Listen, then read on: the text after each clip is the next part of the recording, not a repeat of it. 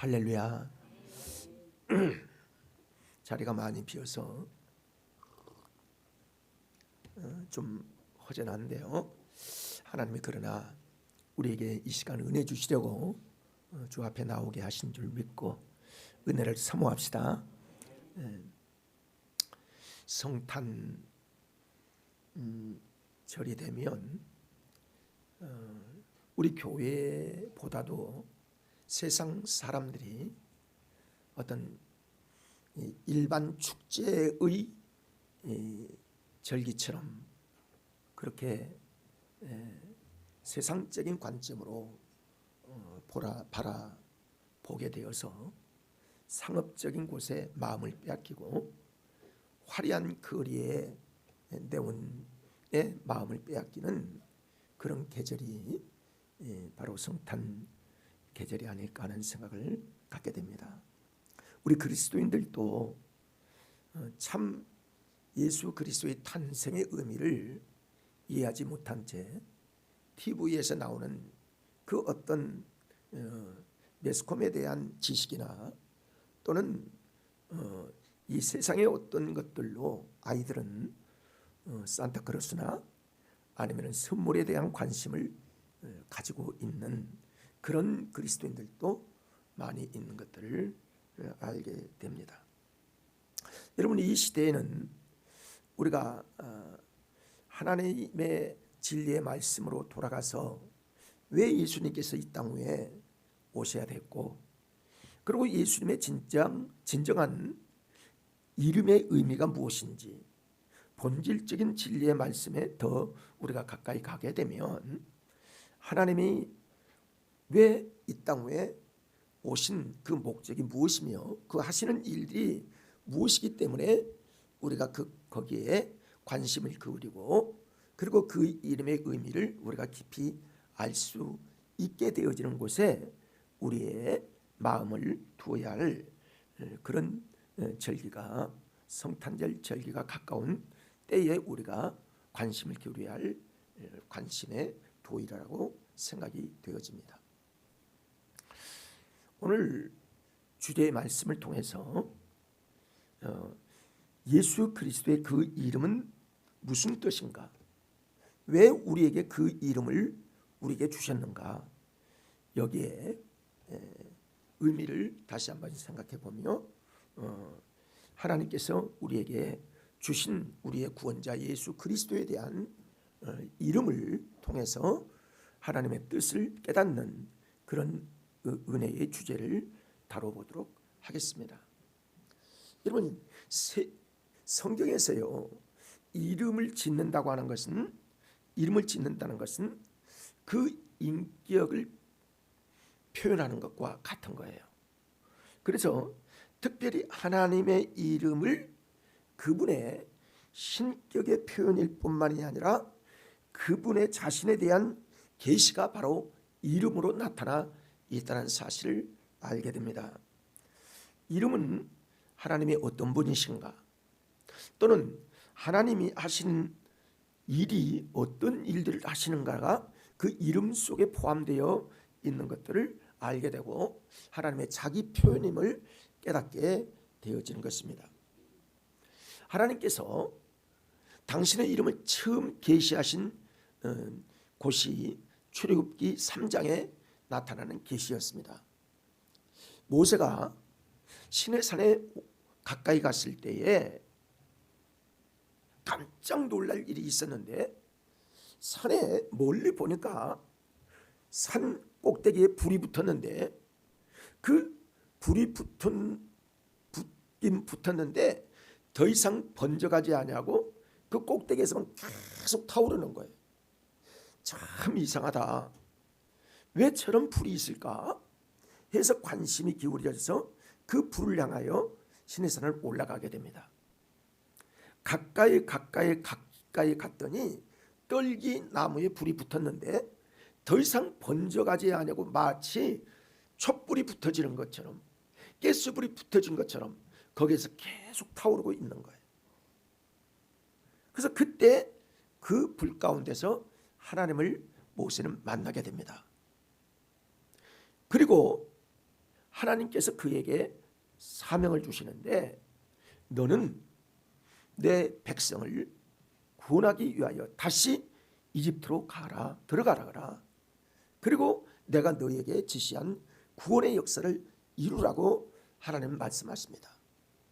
모세는 그때 하나님, 내 백성들이 나에게 내가 하나님을 만났다고 하면 그 하나님의 이름이 누구요? 그리고 만나게 된 그 하나님이 어떤 하나님인 줄을 나에게 물어볼 것이 아닙니까? 그러면 내가 무엇이라고 대답해야 되겠습니까? 그렇게 물었습니다. 하나님께 그렇게 물었어요. 그랬더니 하나님께서 출애굽기 13장 13절부터 15절을 계속 읽어보면서 의미를 우리가 그때의 상황을 우리가 좀 더 같이 느껴보도록 하겠습니다. 같이 읽어봅니다. 모세가 하나님께 아뢰되 내가 이스라엘 자손에게 가서 이르기를 너희의 조상의 하나님이 나를 너에게 보내셨다 하면 그들이 내게 묻기를 그의 이름이 무엇이냐 하리니 내가 무엇이라고 그들에게 말하리이까. 하나님이 모세에게 이르시되 나는 스스로 있는 자니이니라. 또 이르시되 너는 이스라엘 자손에게 이같이 이르기를 스스로 있는 자가 나를 너에게 보내셨다 하라. 하나님이 또 모세에게 이르시되 너는 이스라엘 자손에게 이같이 이르기를 너희 조상의 하나님 여호와 곧 아브라함의 하나님 이삭의 하나님 야곱의 하나님께서 나를 너에게 보내셨다 하라. 이는 나의 영원한 이름이요 대대로 기억할 나의 칭호니라. 아멘. 모세가 하나님께 하나님의 당신의 이름을 물었더니 하나님 당신께서 나의 이름은 여호와라. 이걸 히브리어 원어로 보면 예호와라는 이름을 쓰는데 우리나라 해석으로는 여호와라고 표현을 합니다. 여호와 하나님은요 절대적이고 유일하신 신이라는 뜻이에요. 다시 말하면 나는 스스로 있는 자이니라. 누구에 의해서 불려지는 이름도 아니고 누구에 의해서 만들어진 이름도 아니고 우상을 만드는 것 같이 사람의 필요에 따라서 만든 신이 아니라 나는 스스로 이 세상을 창조한 스스로 있는 자이니라고 말씀하면서 그 뒤로 말씀하기를 아브라함의 하나님 너의 조상 이삭의 하나님 그리고 야곱의 하나님이라.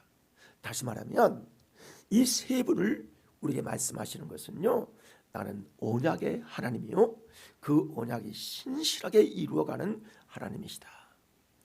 그렇게 당신의 이름을 그렇게 계시하면서 그 뜻을 여호와라고 하는 이름 가운데 나타내 주신 것입니다. 이래서 나의 영원한 이름이라고 말하면서 대대에 너희가 기억할 이름이다라고 말씀합니다. 이 하나님의 이름은요 스스로 계신 분, 즉 자존성을 가지신 하나님으로 해석을 하게 되지요. 그리고 조상들에게 약속하신 너희 조상들에게 아브라함을 불러 약속하고 이삭에게 약속하고 야곱에게 약속한 그 약속의 신실한 하나님이 바로 나였다라는 사실을 말씀합니다. 다시 말하면 진실하시고 신실하신 하나님, 꼭 약속을 지키신 하나님, 그 하나님이 내가 너를 불러 구원에 이르게 하겠다는 언약을 하나님이 말씀하십니다. 이렇게 하나님의 이름은 그분이 어떤 분이시고 그리고 하나님의 계획은 무엇이며 하나님은 어떤 일을 행하시는 스스로 자기를 나타내시는 그런 하나님이십니다. 이와 같이 성탄절에 나신 예수 그리스도의 이름도 그분의 어떠함을 우리에게 알려주시는 거예요. 예수 그리스도, 예수 그분이 어떤 분이냐 이거예요. 임마누엘, 그 임마누엘의 뜻이 무엇이냐 이거예요. 예수님께서 날 때 탄생하실 때 왜 천사가 예수라는 이름을 마리아에게 알리고 요셉에게 알려주셨는가? 왜 이렇게 그 이름을 짓게 하셨는가? 왜 임마누엘이라는 말을 예수와 함께 두 이름을 주셨는가? 마태복음 1장 21절의 말씀을 보면 아들을 낳으리니 그 이름을 예수로 하라. 이는 그가 자기 백성을 그들의 죄에서 구원할 자이심이라 하니라. 그렇게 말씀합니다. 또 23절에 보면 보라 처녀가 잉태하여 아들을 낳을 것이요 그의 이름을 임마누엘이라 하리라. 그러니까 예수 그리스도께서 이름이 하나님께서 지으신 이름이 예수고, 그리고 그 다음에 주신 그의 신적 이름이 임마누엘이라 하리라. 이런 두 가지의 이름을 하나님께서 주신 거예요. 성탄절에 보면 성탄절에 그러면 예수님께서 이 땅에 오신 우리 주 예수께서 어떤 그 이름에 내포되는 그 일들을 우리에게 주시는가? 또 임마누엘이라고 하는 이 일이 어떻게 우리에게 와닿는, 우리 믿음의 사람들과 인간에게 어떻게 이 특별한 이름을 주시는가를 우리에게 관심을 기울일 필요가 있다는 것이죠. 성탄 절기를 맞이하면서 이 땅에 탄생하신 특별한 아기의 이름에 대해서 그분을 여러분 우리는 어떻게 알고 있을까? 그저 우리가 예수 그리스도 나의 구원의 주라는 사실은 다 알고 있지만은 그러나 특별히 하나님께서 왜 그 이름을 지어주셨는가를 우리가 알 필요가 있습니다. 자, 첫 번째 보면 예수라는 말씀이죠. 예수의 이름을 지어줬는데 이는 저희 죄를 구원하실 자이라. 구원과 관계되어 있는 이름이 바로 예수 그리스도입니다. 그래서 예수님은 우리의 구원주요, 우리의 구원의 주가 되는 겁니다. 다시 말하면 우리의 모든 죄에서 구원을 베풀기 위하여 예수의 이름을 가진 그분이 아기 예수로 탄생을 하도록 하나님께서 그에게 말씀해 주신 거예요. 그러니까 그 온 목적이 구원을 위하여 이 땅에 오시고 그 외에 다른 의미가 있는 것이 아니라 우리를 부자 되게 하시기 위해서 오신 것도 아니고 우리를 질병에서 낫게 하기 위해서 그 목적으로 오신 것이 아니라 그것은 부분적으로 다 하나님께서 예수 이름 안에 들어있는 모든 신기한 능력과 비밀한 것들이 그 속에서 다 이루어지지만 궁극적으로 이 땅에 보내신 예수님의 이름은 우리를 구원하시려고. 자, 따라할까요? 죄에서 구원하시려고 예수께서 오셨다. 그 이름이에요. 그 이름. 그 이름을 말씀해 주고 있어요. 여러분이 이 땅 위에 이루어지는 모든 것들보다는 가장 큰 목적이 죄에서 구원하시기 위하여 예수님께서 이 땅 위에 오시도록 하나님께서 그의 이름을 구원자라고 하는 이름을 지어주셨습니다. 예수님을 잉태한 처녀 마리아는요 요셉과 약혼한 관계였습니다. 근데 처녀 마리아가 임신을 하게 된 거예요. 잉태를 하게 된 거예요. 성령의 기이한 역사로 임신을 하게 된 것입니다. 그녀와 약혼한 요셉이 이 사실을 알게 된 겁니다. 약혼한 자요, 합방을 해보지 아니한 사람인데 그가 임신한 사실을 알게 된 거예요. 어떻게 알게 됐는지 우리는 알 수가 없어요. 그러나 알게 됐다는 거예요. 자기와 약혼한 마리아의 잉태는 요셉에게 큰 번민을 하게 됐습니다. 그래서 고민을 하다가 잠자리에 들었는데 꿈에 천사가 나타나서 이 여인, 너와 정혼한, 너와 약혼한 그 여인이 어떻게 해서 임신이 되게 됐는지 성령으로 잉태가 된 사실을 요셉에게 주의 사자가 꿈속에서 말을 하는 거예요. 그걸 가르쳐 주는 거예요. 그리고 태어날 그 아기의 이름이 아들을 낳을 터인데 그 아들의 이름을 예수라고 이름을 정해주신 겁니다. 참, 그 꿈에 받은 그 현명을 통해서 요셉은 모든 의심이 완전히 사라지고 아들을 낳기까지 그와 동거하지 아니하였다라고 말씀을 합니다. 성경은 그 기록을 이렇게 얘기해요. 마태복음 1장 18절 우리가 다시 말씀 보면 예수 그리스도의 나심이 이러하니라 그의 어머니 마리아가 요셉과 약혼하고 동거하기 전에 성령으로 잉태되는 것이 나타났더니 그의 남편 요셉은 의로운 사람이라 그를 드러내지 아니하고 가만히 끊고자 하여 이를 생각할 때 주의 사자가 현몽하여 이르되 다윗의 손 요셉아 내 아내 마리아 데려오기를 무수하지 말라 그게 잉태된 자는 성령으로 된 것이라 이렇게 말씀합니다. 이때 모든 의심이 다 사라졌어요. 예수가 이 땅 위에 오시는 것은 하나님의 특별한 하나님의 역사가 있기 때문에 지금까지 우리의 조상들이 다윗 때로부터 기다렸던 그 메시아, 그 구원자가 바로 이렇게 해서 탄생이 되어지는구나 하는 사실을 알게 되었다는 거예요. 이거 보통 믿음이 아닙니다. 정말 귀한 믿음이 된 것입니다. 아들을 낳을 텐데 이름을 예수라 하라고 했던 거예요.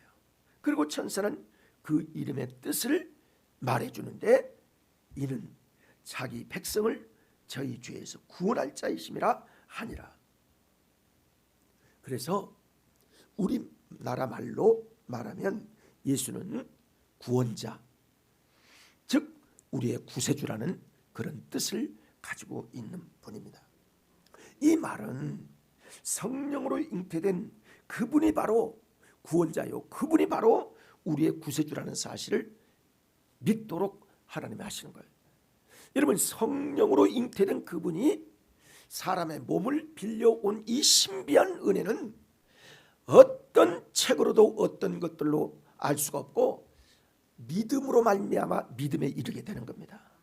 이 사실을 믿는 자에게 구원의 역사가 이른다고 말씀하고 있는 거예요. 그러니까 우리의 믿음은요, 우리 스스로가 믿어지는 것이 아니라 성령 하나님께서 우리에게 믿음을 주신 줄 믿습니다. 그래서 예수 그리스도의 이름을 믿는 자가 구원을 받게 되는 거예요. 이게 특별한 하나님의 은혜인 거예요. 세상의 상식으로나 의학으로나 세상의 어떤 원리로도 이해가 되지 않는 거예요. 오직 성령을 힘입는 사람, 성령으로 변화된 사람, 성령으로 잉태된 하나님의 백성들, 성령으로 거듭난 사람만이, 중생이 된 사람만이 예수 그리스도가 우리의 구원자라는 사실을 그냥 믿어지는 거예요. 모든 것들이 사실로 그냥 믿어지는 거예요. 마치 요셉이 그대로 믿어진 것처럼 우리에게도 그냥 믿어지는 거예요. 이게 복음의 위력이요, 복음의 능력인 줄 믿는 것입니다. 우리의 죄와 사망에서 건져줄 구세주가 바로 예수 그리스도라는 사실을 분명히 말씀을 하고 있는 것입니다. 그래서요, 하나님이 우리를 구원할 자는 미리 이름을 정해주시고 미리 그 이름이 구원자라는 사실을 이렇게 말씀하시는 겁니다. 하나님께서는 아기의 이름을 예수라 함으로써 그 아기가 인류의 구원자요 구세주임을 명백히 밝히고 있는 것입니다. 그 당시에는요, 예수라는 이름이 아주 귀한 이름이 아닙니다. 누구나 메시아를 기다리는 사람들 가운데 믿음의 사람들이요, 구원의 주를 기다리는 사람들은 이 예수라는 이름을 많이 썼다는 거예요. 우리도 그러죠. 예수를 믿고요, 예수를 믿는 사람들이, 믿음에 있는 사람들은요, 이름을 지을 때 예수와 관련된 이름을 많이 짓습니다. 지금도 많이 짓는 거예요. 어떤 사람은 은혜라고도 짓고, 어떤 사람은 은총이라고도 짓고, 어떤 사람들이 예찬이라고 짓는 사람도 있고, 우리 그 손녀도 한나라고 지은 것처럼 이렇게 짓는 거예요.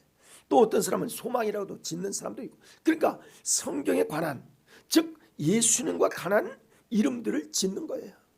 이건 뭐예요? 자기 믿음의 표현인 겁니다. 누구의 표현이에요? 부모의 믿음의 표현인 거예요. 믿음의 고백이 그렇게 나타나 있는 겁니다. 나를 낳은 어머니께서 안식이라고 지은 것은 주일에 나를 낳기 때문에 그 믿음의 표현이 바로 안식이라고 하는 아들을 낳을 나를 안식이라고 지은 거예요. 어머니의 소원이 담겨져 있는 거예요. 어머니의 믿음이 그렇게 표현이 되어 있는 거예요. 그러나 예수님이 이 땅에 오신 것은 어머니의 소원이 담겨진 이름이 아닙니다. 예수님께서 어떤 일을 하셨기 때문에 예수라고 이름을 지어진 게 아닙니다. 하나님께서 이미 마리아에게, 요셉에게 이름을 그렇게 지으라고 하나님께서 말씀하신 말씀의 이름이 바로 예수라는 이름이었습니다.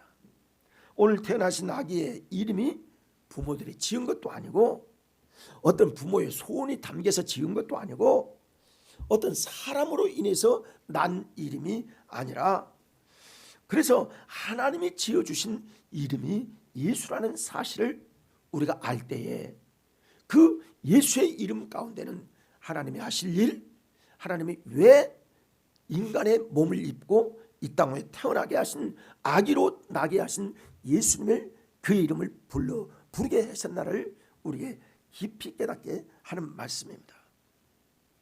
예수라는 이름 자체가요, 하나님께로부터 온 거예요. 여러분, 하나님께로 온 이름들이 많이 있지요. 여러분, 성경에 보면요, 하나님이 직접 지어주신 이름들이 많이 있습니다. 그렇게 합니다. 정말 힘이 강했던 삼손도 하나님께서 삼손이라 이 이름을 지어주신 거예요. 그 외에 사람들이 여러 사람이 있습니다. 태어나기 전에 지어진 이름이고, 이름이 예수, 즉 구원자라는 사실을 분명히 말씀하고 있어요. 그러므로 태어나신 아기는 인류의 구세주가 되신다는 사실을 여러분 확실히 알 수가 있지요. 바로 그분이 구원자인 것입니다. 하나님이 보내주신 유일한 구원자, 하나님께서 명백히 선언하신 구원의 주가 바로 예수님 외에는 없다는 사실을 여러분 우리가 믿을 수 있게 되는 겁니다. 여러분, 그분이 선한 일을 했기 때문에 예수라고 지은 것도 아닙니다. 그분의 생애가 그분의 구원을 이루기 때문에 구원자라고 한 게 아닙니다. 하나님께서 구원하기 위하여 그를 지명하여 예수라는 이름을 그에게 친히 지어주신 분이고, 그분이 바로 우리의 구원자가 되심을 말씀해 주고 있는 거예요. 여러분, 구원자이시기 때문에 구원의 활동을 하신 거지, 활동을 했기 때문에 구원자가 되신 분이 아니라니까요. 그분이 선한 일을 했기 때문에 예수가 된 게 아니라 하나님의 아들로 이 땅에 예수의 이름을 주셨기 때문에 오실 때 그부터 우리의 구속자요 구원의 일들을 위하여 이 땅에 예수님을 보내신 것입니다. 그러므로 오늘 여러분, 우리가 하나님께서 보내주신 구세주임을 여러분의 구세주로 믿기만 하면 성령으로 인하여 우리가 구원을 받도록 하나님께서 말씀하시는 겁니다. 여러분, 사도행전 4장 11절 12절을 보면 그렇게 말씀하세요. 읽어봅니다. 이 예수는 너희 건축자들이 버린 돌로서 집 모퉁이의 머릿돌이 되었느니라. 다른 이로서는 구원을 받을 수 없나니 천하 인간 중에 구원을 받을 만한 다른 이름을 우리에게 주신 일이 없음이라 하였더라. 여러분, 이단에 속은 사람들이 왜 속습니까? 그들이 자칭 하나님이라, 나는 자칭 성령님이라, 나는 자칭 누구라. 아유, 거기에 속는 거예요. 도대체 예수 그리스도 외에 구원의 이름을 우리에게 주신 일이 없는데, 인간이 자기가 하나님이라고 하든지, 인간이 자기가 예수라고 하든지, 나는 제2의 예수라고 하든지, 뭐 예수의 어머니라고 하든지, 이 아주 그럴듯한 아무도 모르고, 이거 잘 모르니까 분별의 영이 없기 때문에 성령으로 깨닫게 하시는데, 이걸 모르기 때문에 이단에 빠지는 경우가 있는 것들을 여러분 보면 안타깝지요. 하나님께서 구원을 위한 명백한 이름을 우리에게 예수로 주셨다는 사실을 여러분 확실히 믿어야 하고 확신해야 될 줄 믿습니다. 하나님께서 예수라는 이름으로 자기의 구세주를 분명히 알게 하신 거죠. 사랑하는 여러분, 여러분 정말 여러분에게 예수님은 진정으로 여러분에게 어떤 분이십니까? 2000년 전에 유대 땅 베들레헴에서 탄생하신 예수님이 바로 여러분과 저의 구원의 주심을 확신하시기를 바랍니다. 그렇습니다. 너무나 분명하고 명확한 이름이 예수의 이름이었습니다. 이름 자체가 구원자이시고 이름 자체가 구원의 구세주시기 때문에, 그러므로 우리가 예수 그리스도를 믿으면 그 이름이 우리에게 능력이 되고 그 이름을 우리 마음속에 영접하기만 하면 우리는 구원에 이르는 놀라운 은혜를 힘입기 때문에 오늘 수억의 세계 많은 사람들이 지금까지 예수 믿고 천국으로 옮겨진 사람도 많이 있고, 지금도 예수를 믿는 사람이 있고, 지금도 예수를 믿는 사람을 통해서 구원받는 소개를 통해서 복음을 듣고 예수 앞에 돌아오는 사람들이 얼마나 많겠습니까? 여러분, 오늘 주일에도 한국교회는 새롭게 예수를 믿고 하나님 앞에 고백하고 등록하고 하나님의 나라의 생명책에 그 이름이 기록된 사람들이 많이 있을 줄로 믿습니다. 여러분, 우리도 그 옆자리에, 우리 옆자리에 구원받을 그 영혼을 주 앞에 인도해야 될 줄 믿습니다. 자, 두 번째 이름의 임마누엘은 예수님이 하나님의 이심을 알려주십니다. 자, 따라할까요? 예수님이 하나님이시다. 그 이름이 뭐냐면 누구냐면 임마누엘이라는 말씀입니다. 임마누엘이라는 이름은 특별한 그분의 특별한 품위의 이름을 증거하고 있어요.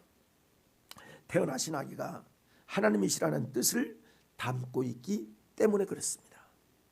임마누엘이라는 하나님이 우리와 함께 계신다는 그런 뜻이에요. 하나님이 인간과 함께 하신다는 뜻입니다.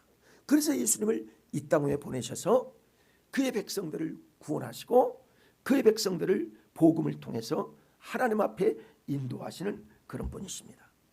오늘 마태는 예수님의 탄생을 예언의 성취라고 말씀하세요.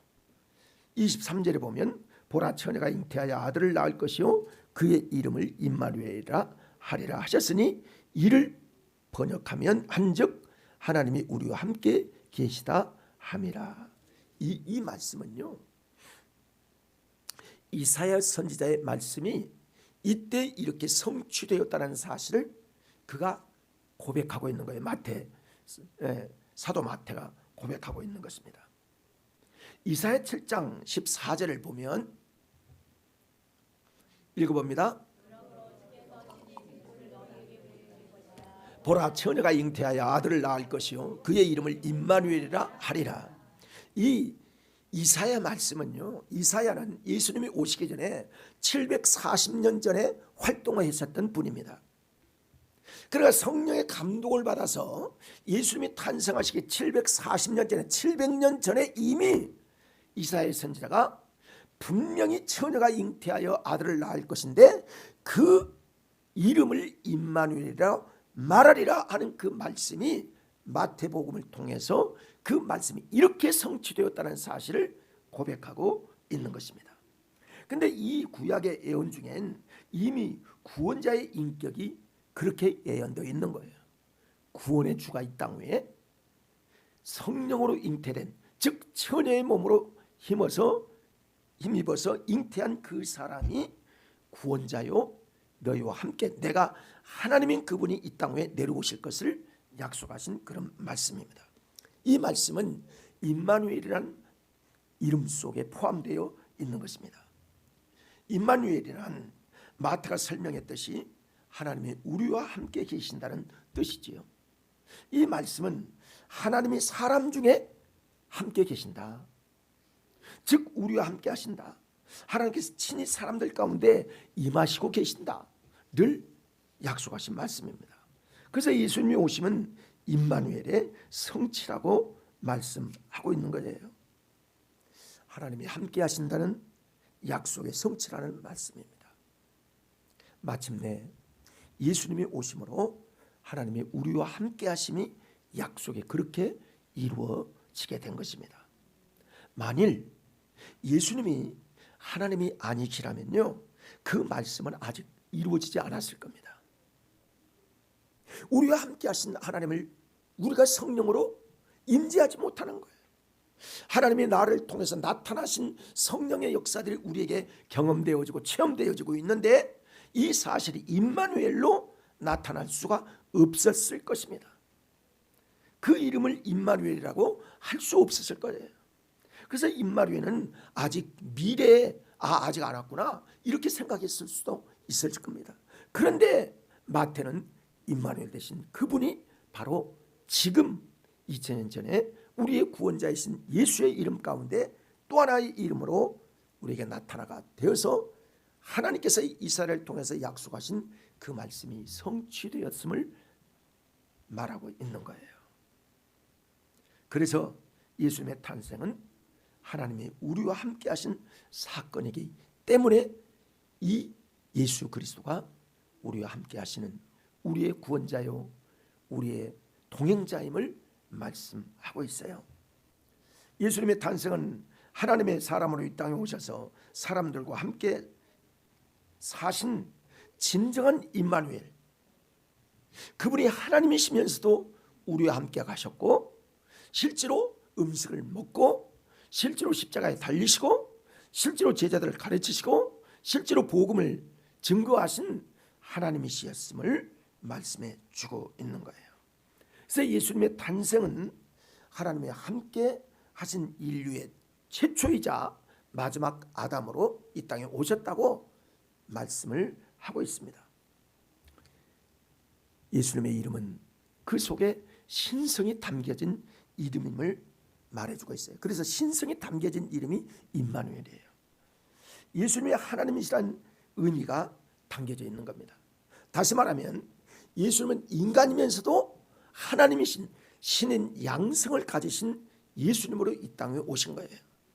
이 왜 그렇게 오실 수밖에 없었냐면 우리의 죄를 담당하실 분은 죄가 없으신 분일 뿐만이 아니라 하나님이심을 동시에 가지신 분이 우리의 모든 죄를 담당하실 분이기 때문에 죄 없이 탄생하신 분이 바로 예수 그리스도요, 그리고 하나님이신 그분이 우리의 임마누엘이 되셨기 때문에 양성을 가지신 우리에게 탄생하신 그분이 예수님임을 나타내고 있는 것입니다.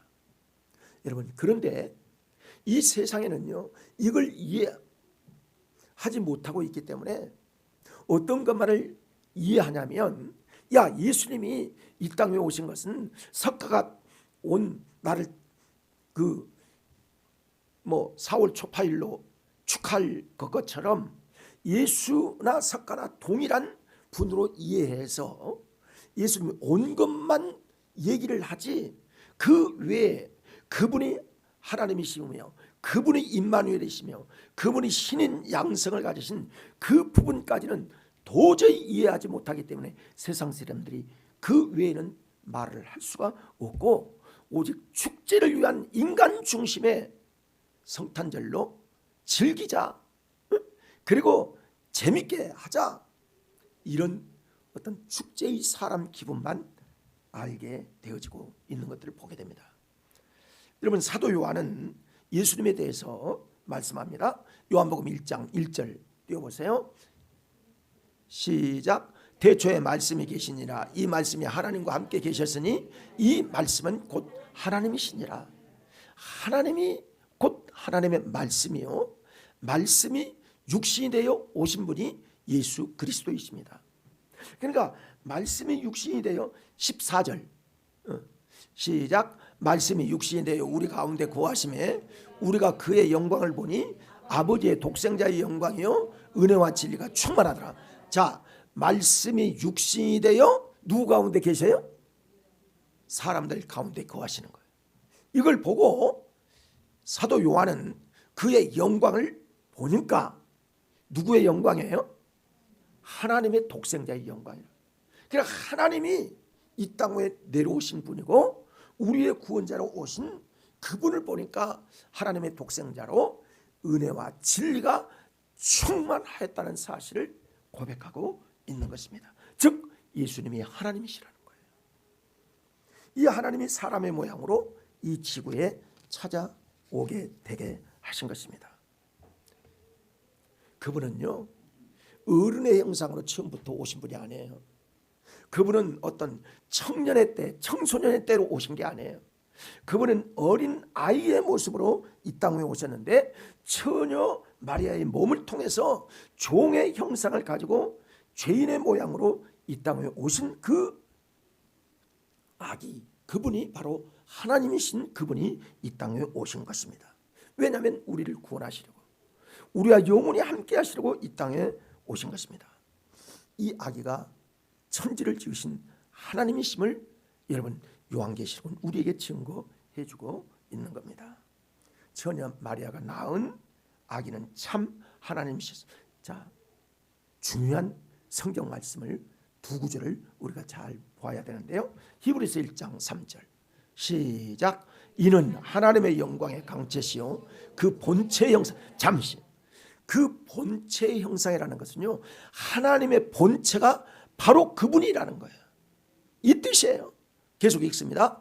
그의 능력의 말씀으로 만물을 붙드시며 죄를 정결하게 하시는 일을 하시고 높은 곳에 계신 지극히 크신 이의 우편에 앉으셨느니라. 그분은 인간이면서도 그분이 부활하신 이후에 지극히 높으신 하나님의 우편의 자리에 앉으신 본래의 당신의 자리로 앉으신 그분이 하나님이시라는 거예요. 여러분, 우리가 믿는 예수 그리스도가 신인 양성을 가지신 하나님이시, 우리를 구원하러 이 땅에 내려오셨다. 다시 성천하신 예수 그리스도, 그분이 바로 우리가 믿는 하나님이라는 사실을 정확하게 표현하고 있는 겁니다. 여러분, 예수 그리스도는 처음부터 이렇게 우리를 구원하러 오신 하나님이십니다. 빌립보서 2장 6절 7절을 볼까요? 자, 시작.